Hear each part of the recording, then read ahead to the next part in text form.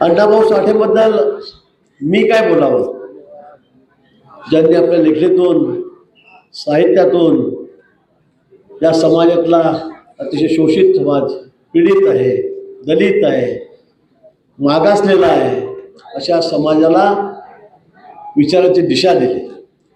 तर या समाजाला पुढे आणण्यासाठी आपल्या साहित्याचा पुरेपूर वापर केला, त्याला बळ दिलं. अशा अण्णाभाऊ साठेंची आपण आज या ठिकाणी जयंती साजरी करत आहोत. अण्णाभाऊ साठे केवळ एक साहित्यिकच नव्हते, तर ते सामाजिक क्रांतीचे शिल्पकार होते की ज्यांनी आपल्या लेखणीतून समाजाला जागृत केलं, समाजाला पुढे आणण्याचा प्रयत्न केला. नुसतं साहित्यच नाही, तर या समाजाला एक त्याला आवाज देण्यासाठी, त्याचा आवाज बुलंद करण्यासाठी अण्णाभाऊंनी अथक प्रयत्न या ठिकाणी केले. तो काळ आठवा आपण की ज्या वेळेला काहीच नव्हतं, पण नुसतं लेखणीतून नाही तर विचारातून, आपल्या कर्तृत्वातून त्यांनी समाजाला पुढे नेण्याचं काम या ठिकाणी केलं. आज ताईंनी सांगितलं त्याचे खरं आहे. आज आपल्या समाजाची परिस्थिती काय आहे? आपल्या समाजाची परिस्थिती मी बघतो. मी ज्या गावात आहे, माझं 40-45 वर्षामध्ये मी निवडून देतो त्या ठिकाणी. 35 वर्षाला मी आमदार आहे, 5 वर्ष नगराध्यक्ष होतो, 40 वर्ष झाले मी निवडून देतोय. मी अगदी मातापाड्याच्या शेजारी येतो, 200-300 फुटावरच माझं त्या ठिकाणी घर आहे. पण त्या ठिकाणी सुद्धा असं एकही वर्ष जात नाही की अण्णाभाऊ साठेंची जयंती मी साजरी करत नाही.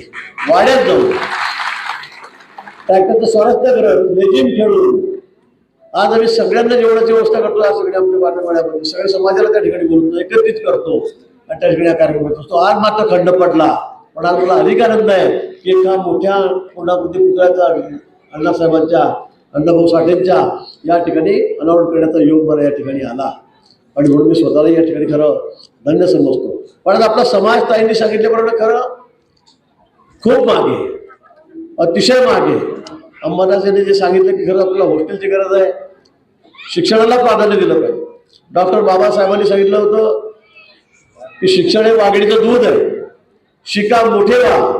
पण आज आपल्या समाजामध्ये ज्या पद्धतीने लोक शिकले पाहिजेत, मुलं शिकले पाहिजेत, त्या प्रमाणामध्ये आजही शिक्षणात आपण मागे आहोत, पुढे गेलेलो नाही. आणि म्हणून माझी सगळ्यांना विनंती आहे की या निमित्ताने आज आपण कटिबद्ध होऊया की माझ्या समाजातला, माझ्या घरातला, माझ्या परिवारातला, माझ्या गावातला एकही मुलगा शिक्षणाशिवाय राहणार नाही. जयंत्या मी साजरी करू, जयंत्या सगळ्या साजऱ्या होतात, पण यातून निष्पन्नता काय, आम्ही काय निष्पन्न करतो आहोत? अनेक वेळेला मी बघतो जयंत्या मी साजरी करतो, बाबासाहेबांची जयंती येते, फुलेंची जयंती येते, अण्णाभाऊची जयंती येते, राणा प्रतापाची, महाराणा प्रतापाची जयंती येते. आम्ही रामनवमीला मिरवणुका काढतो, शिवजयंती काढतो, बँड येतो, डीजे येतो, लाखो रुपये खर्च होतात, वाजतो गाजतो, तरुण सगळे नाचतात, थरारतात. पण पुढे काय? आम्ही पुतळे सगळे उभे करतो, पण हे कशासाठी? या महापुरुषांनी जे विचार आम्हाला दिले, काही समाजाला दिले, देशासाठी जे विचार दिले, त्याचा अनुकरण मी करतो आहोत का?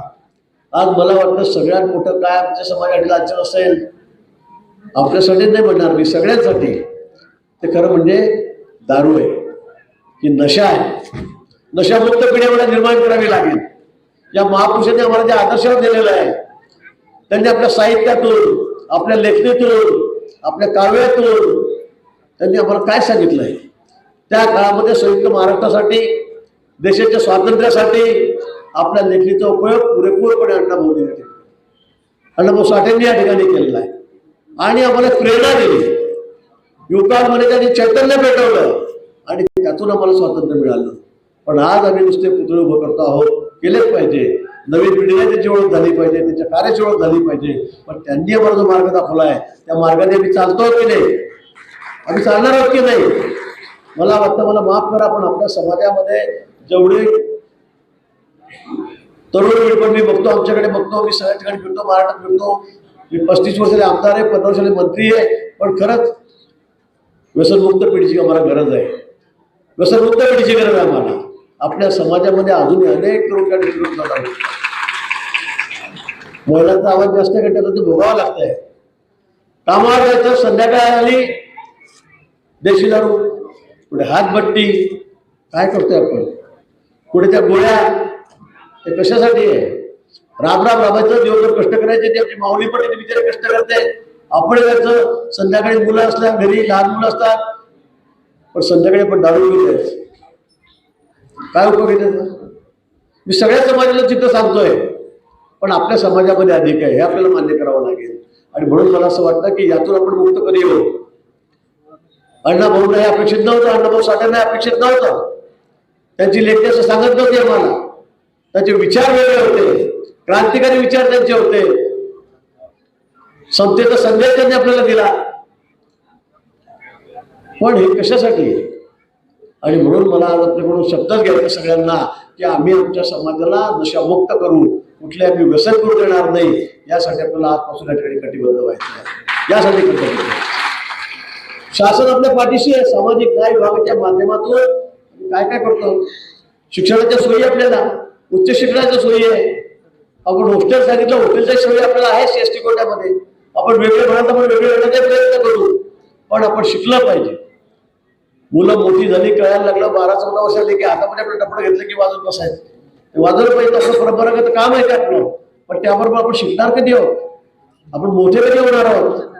का आपल्या पिढ्या आपण त्याच झोपड्यामध्ये राहणार आहोत, त्याच वस्तीमध्ये राहणार आहोत, तेच काम आपण करणार आहोत? आमच्या महिला स्मशानभूमीपर्यंत राखच चालणार आहे? हे कधी बंद होणार आहे? आणि म्हणून मला वाटतं हे सुद्धा बंद झालं पाहिजे. आणि तेव्हाच बंद होईल जेव्हा आपण आपल्या मुलाला शिक्षण देऊन, त्यांना मोठं करून, त्यांना चांगल्या नोकऱ्या त्या ठिकाणी मिळतील. नसतील काय नोकऱ्या मिळणार? पंतप्रधानांनी केवढे मोठे योजना आणलेल्या आहेत, महाराष्ट्र सरकारने मुख्यमंत्री केवढे मोठे योजना आणलेल्या आहेत. स्टार्टअप आहे, स्टँडअप आहे, बिना व्याजी कर्ज मिळतं, विना तारण कर्ज मिळतं. त्यातून उद्योग व्यवसाय उभे करा. मी काही तरुण आपले बघितलेले आहेत, चांगला व्यवसाय करतायत, चांगला उद्योग करतायत. आपण का मागे आहोत? आपण कशासाठी मागे आहोत? आपले लोक तिथे बसले, त्यांना सांगा, बँकेत फोन करतील, संबंधित ऑफिसमध्ये फोन करतील, त्यांना कर्ज द्या, पुढे जाऊ द्या. व्यापारातून असेल, व्यवसायातून असेल, आपली ही पिढी आता पुढे गेली पाहिजे. परंपरागत कामं आहे ते ठीक आहे, ते करू झाली, पण त्याच्या पुढे जाऊन आपल्याला समाजाच्या बरोबरीत जायचं आहे. आर्थिक उन्नती आपली करायची, आर्थिक विकास आपल्याला करायचा आहे. आणि त्यासाठी मला वाटतं सगळ्यांनी कटिबद्ध होणं हे आवश्यक आहे, अतिशय आवश्यक आहे. मी नेहमी आवडतो कुठेही हा विषय नक्की मांडतो. आणि आपल्या समाजामध्ये तर मी मुलांना त्या ठिकाणी इतका बोलून सांगतो की बाबा तुम्ही बंद करा. माझ्यासोबतचे किती तरुण कार्यकर्ते असतील, दारू पिऊन निघूनही गेले, तरुण मुळे निघून जात आहेत. इतकी घाण, इतकी विषारी दारू पित आहेत, स्वस्तात मिळाय दारू पित आहेत, गोळ्या खातायत, हे कुठपर्यंत चालणार आहे? हाच खरं समाजप्रबोधनाचा विषय मला असं वाटतं. बाकी आम्ही सगळं करू, पण यातून मुक्तता कशी होईल यासाठी मला वाटतं आपल्याला सगळ्यांना प्रयत्न करावे लागतील. लोकशाहीर अण्णाभाऊ साठे यांचं साहित्य जगभर गेलं, वेगवेगळ्या भाषांमध्ये गेलं, नुसतं देशात नाही, अनेक देशांनी, अनेक तरुणांनी, अनेक राष्ट्रांनी त्यातून प्रेरणा घेतली. नुसतं साहित्यच नाही, त्याच्या कविता आपण बघा, त्याच्या लावण्या आपण बघा, त्याचे पोवाड्या आपण बघा, राष्ट्रभक्तीची ज्योत पेटवणारे सगळे त्याचं साहित्य त्या ठिकाणी होतं. वेगवेगळ्या भाषेमध्ये ते प्रकाशित करण्यात आलं, वेगवेगळ्या भाषेमध्ये जगभर ते त्या ठिकाणी केलं. असा आमच्या समाजामध्ये एक माणूस तयार झाला होता, त्याने आमच्या समाजामध्ये जन्म घेतला होता. आयुष्यभर ते पुढच्या अनेक पिढ्या, अनेक शतकं त्यांचा आपल्याला अभिमान राहील असं काम त्यांनी या ठिकाणी आपल्यासाठी केलं, आपल्यासाठी या ठिकाणी केलं. आणि म्हणून या ठिकाणी आता आपण त्याची जयंती साजरी करत आहोत. त्याचा आनंद आपल्या सर्वांना या ठिकाणी आहे. आणि म्हणून या ठिकाणी बाबासाहेब आंबेडकर असतील, अण्णाभाऊ साठे असतील, या ठिकाणी राजर्षी शाहू महाराज असतील, महात्मा ज्योतिबा फुले असतील, यांनी समाजासाठी जे केलेलं आहे ते आपण कधी विसरू शकणार नाही. आणि मला एका गोष्टीचं खरं आश्चर्य वाटतं, म्हणजे अण्णाभाऊ साठेंची जयंती आली म्हणजे फक्त मात्र समाज साजरा करा, आंबेडकरची जयंती साजरी करायची नाही, मानवच येणार. हे कशासाठी आहे? महात्मा ज्योतिबा फुलेंची जयंती माझी समाजच करणार. सगळे महापुरुष बघा, राणा प्रतापांची आली की राजपूत समाजच पुढे दिसणार. मला एक समजत नाही, या महापुरुषांनी जी कामं केलेली आहे ती काय इकडे समाजासाठी केलेली आहे का? विशिष्ट समाजासाठी डोळ्यासमोर ठेवून केलेली आहेत का? यांनी केलेलं काम हे देशासाठी आहे, हे सर्व समाजासाठी आहे, सर्व लोकांसाठी आहे. आणि मग सगळे मिळून या जयंत्या का साजऱ्या करत नाही? प्रत्येकाने महापुरुषाला विभागून घेतलेलं आहे आपापल्या समाजामध्ये. मला वाटतं हे आमचं दुर्दैव आहे, हे आमचं दुर्दैव आहे. आणि मग खऱ्या अर्थाने यांची लेखणी, यांचं साहित्य हे काही फक्त मातंग समाजासाठी नव्हतं, सर्वांना प्रेरणा देणार होतं, या देशासाठी होतं, या संयुक्त महाराष्ट्रासाठी होतं. आणि म्हणून माझी सर्वांना विनंती आहे, अभिष्टाच्या बसण्याचं पण समोर बसणारे सगळे एका समाजाचे असतात, ही वस्तुस्थिती आहे. असं पुढे कधी होता कामा नये, याची काळजी मला या ठिकाणी घ्यावी लागेल. जास्त वेळ मी घेणार नाही, मला पुढच्या कार्यक्रमाला जाईल, त्र्यंबकेश्वरला कार्यक्रम आहे. पण आज मला अतिशय आनंद होतोय, एका चांगल्या कार्यक्रमाला, एका भव्य दिव्य अशा कार्यक्रमाला मला या ठिकाणी उपस्थित राहता आलं. आपण सर्वांनी अतिशय कष्ट केले, मेहनत केली. ताईंनी तर खूप आपल्या भावना या ठिकाणी बोलून दाखवल्या आणि ती वस्तुस्थिती होती, ही वस्तुस्थिती होती. ते काय आवाजविद्या बोलल्या नाही. आपल्या समाजातल्या महिलांविषयी माझ्याकडे तुम्ही 5-6 वेळा आले असाल की आमचं काम करा, आमचं काम करा, आम्ही स्मशान राग साधतो, आम्ही असं करतो. मी महापौर नाही आपल्यासमोर, कमिशनर नाही सांगितलं की यांचं काय करता येईल. मी आपल्याला निश्चित शब्द देतो, तुमचा प्रश्न तर तातडीने आम्ही मार्गी येईल, लवकरात लवकर मार्गी येईल.